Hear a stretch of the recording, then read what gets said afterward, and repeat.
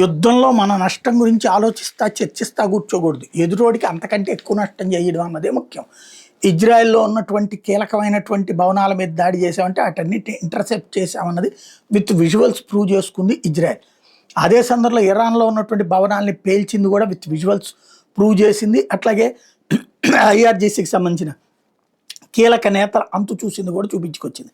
ఇప్పుడు చూస్తే ఆదివారం అర్ధరాత్రి నుంచి ప్రారంభమైనటువంటి ఘర్షణలు చిలికి చిలికి గానివారగా మారి లెబనాన్ మీద ఇజ్రాయెల్ జరిపిన దాడికి ప్రతీకారంగా దాడులతో ప్రారంభమయ్యి ఇజ్రాయెల్కి ధీటుగా స్పందించినటువంటి సందర్భంలో ఇరాన్కి సంబంధించినటువంటి ఆర్థిక శక్తి మీదన మరొకసారి దాడి జరిగింది.